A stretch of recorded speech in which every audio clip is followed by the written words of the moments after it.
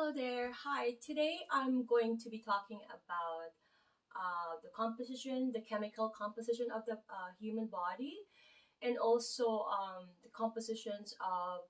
Um, I did the carbohydrates already, so I'm gonna be touching up a little bit on the carbohydrates, and the carbs that turn into glucose, which is sugar. Um, and I'm also gonna be talking about how our body stored fat, right, and use that um, as a form of ATP. I did this another video already with regards to the cellular respiration. Please watch it and subscribe and like it. If you do, we're both going to be hopefully be learning from this video. This is for me to recall the information, and hopefully this could also either recall or for you to learn, and we can do it at the same time. Okay, so I'm gonna be mentioning. I'm gonna go through my list for the chemical composition of the human body. Okay, so this is by percentage, right, of each I'm going to mention. So water is 60%, and protein is 17%, and lipids, which is fat, is 15%. Minerals is 5%. Nucleic acid is 2%, and the carbohydrates is 1%. You see that carbs is only 1%, right? Because carbs turn into sugar, which is that the component of it. Why is it only 1%? Because it's always that transitioning into the ATP, right? I have mentioned, I did a video about that. Please watch it. And then you see that the biggest portion is water, right? Because there's that hydrolysis happening, and there's also that dehydration process happening, and also our body overall um, is composed of water, and also with uh, the fat, the lipids, even if the skinniest person will have at least 15% of her body's chemical composition will be fat, right? Even if she's skinny, because our inner, like the interosseous membrane, the lining, and everything in our organ is to protect our organ, protect the structures of any organ or any system of the body. Fat is always as it serves as a protection. Even our skin, right? Underneath the lining is how do you call it? It's fat. Okay. Okay, and I am going to be talking about now about the fat or oil. I'm going to mention them one by one, but I wanted to mention that how margarine, right? So, and to differentiate what's saturated fat versus unsaturated fat. Okay, so saturated fat is anything that is like in a solid form, like butter, right? Unsaturated fat is anything in liquid form, like oil, right? But these are the theory that it could cause atherosclerosis, which is going to be blockage in the arteries, right? So that's the theory behind it.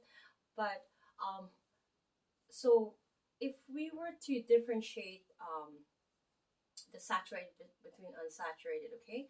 So I'm gonna mention um, all the oils here, and I'm going to be mentioning the percentage of the uh, either saturated or unsaturated. Okay, so the safflower oil is 9% saturated, and it's 91 unsaturated. Okay, sunflower oil is 11% saturated, and it's 89% unsaturated. Corn oil is 13% unsaturated, 87% unsaturated. Okay, olive oil is 14% saturated, 86% unsaturated. Okay, um, soybean oil 15% saturated and 85% unsaturated. Okay, peanut oil, 18% saturated, 82% unsaturated. Cottonseed oil is 27% saturated, 73% saturated. Unsaturated, my correction, my apologies there.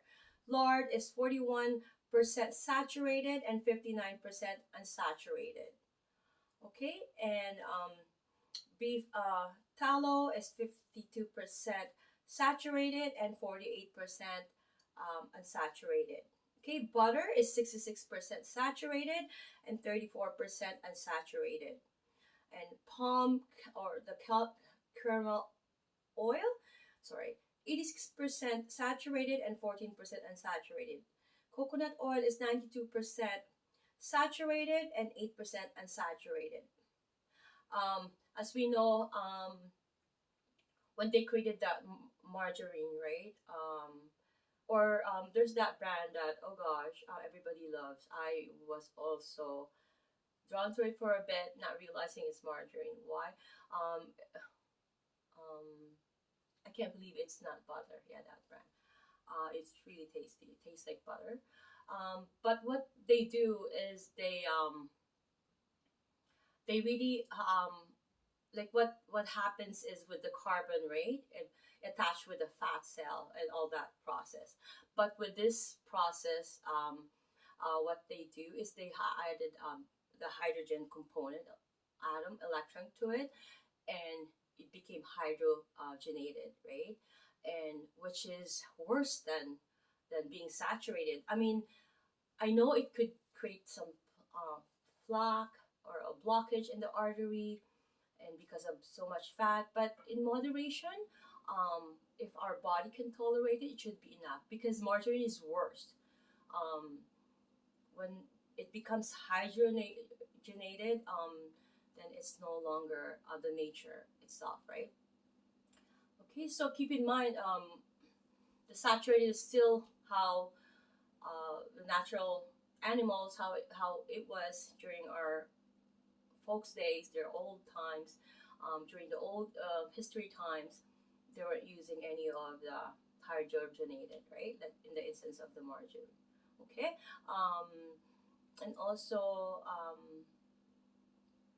to think of those like the monosaccharides, the disaccharides, and trisaccharides.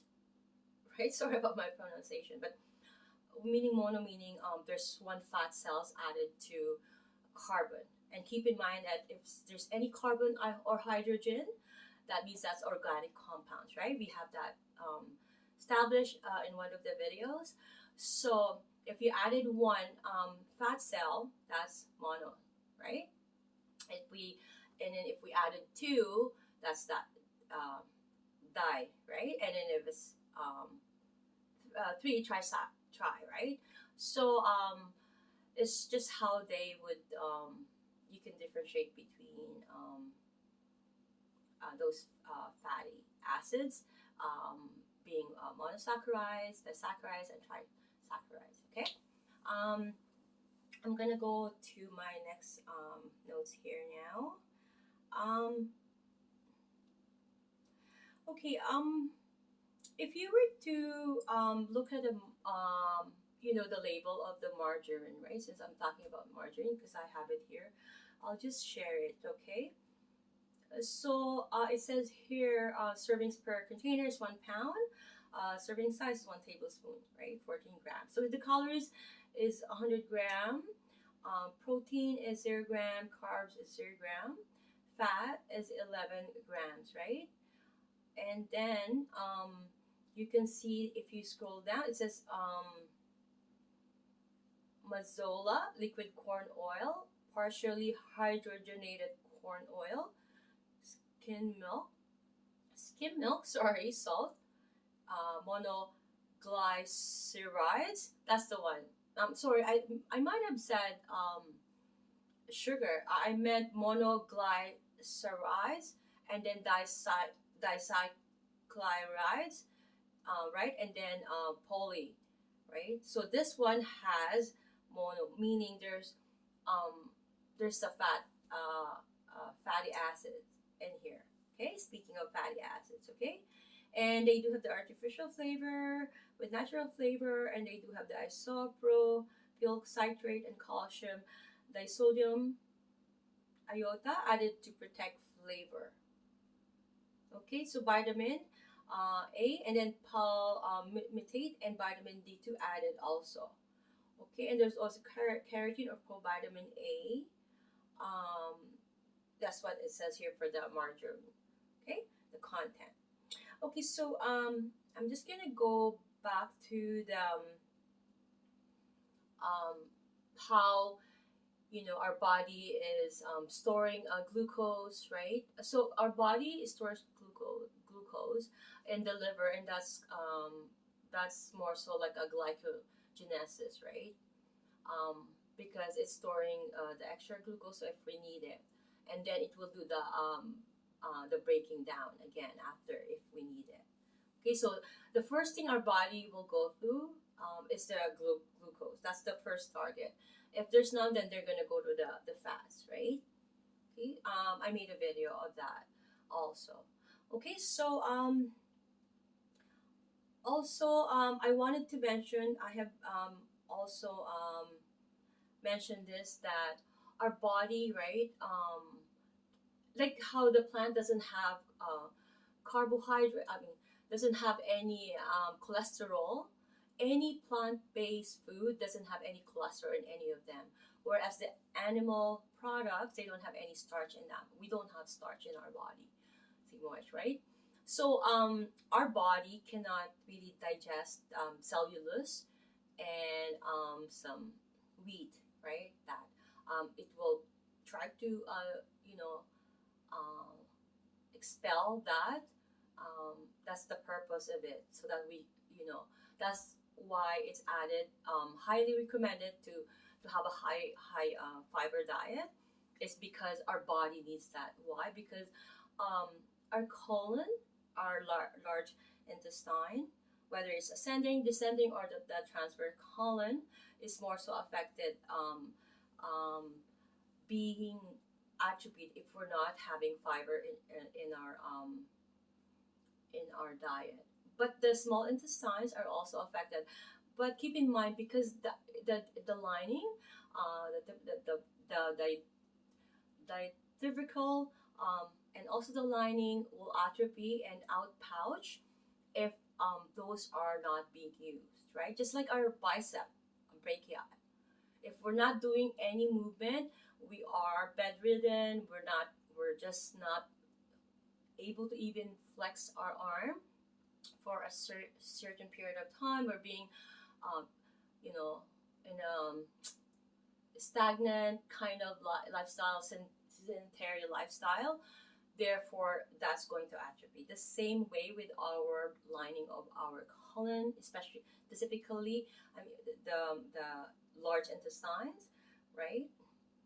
So it's not good because then if it's weak and it's atrophied, it's going to outpouch, and then the pieces will start to build up there. It's not able to contract and do that peristalsis movement or action of the muscle. How there's that external force of such contraction of muscles, right? Okay, like with the heart too. The heart is a muscle, right? So for us to be able to make our heart stronger, we're gonna have to do a lot of exercises that compose of making our heart stronger, like cardio, like walking, brisk walking. You have to just keep adding and try to challenge yourself, and running and bicycle, um, right? Using bicycle, right? Biking, and also swimming, right? Or any aerobic dance.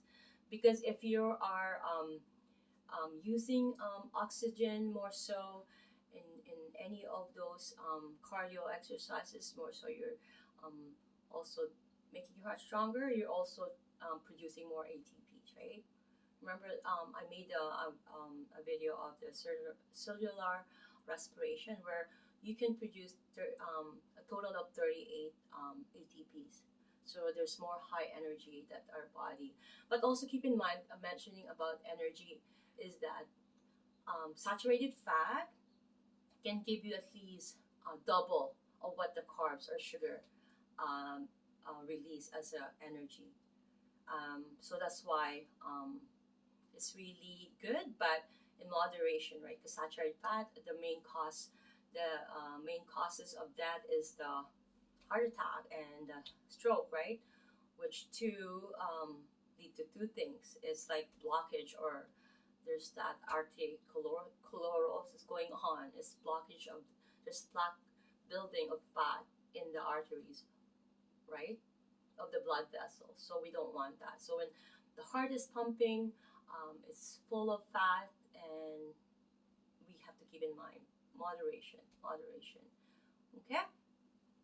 So I'm gonna go to my notes here now. Okay, so if it's stored as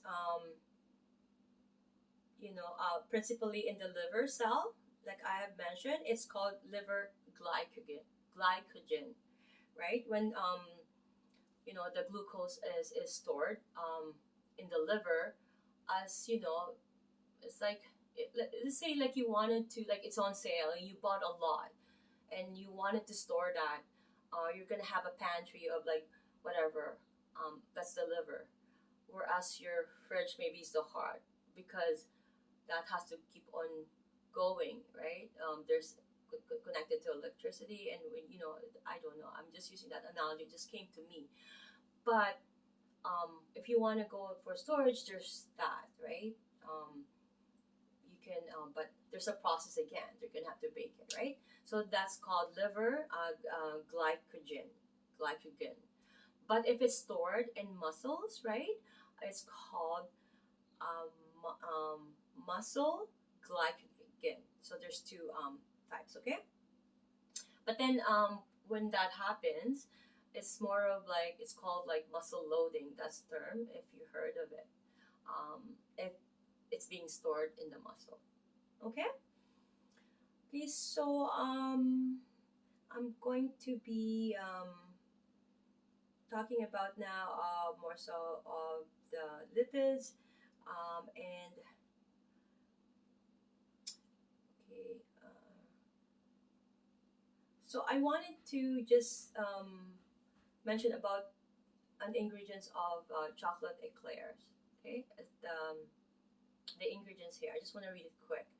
It says corn syrup, water, vegetable, shortening.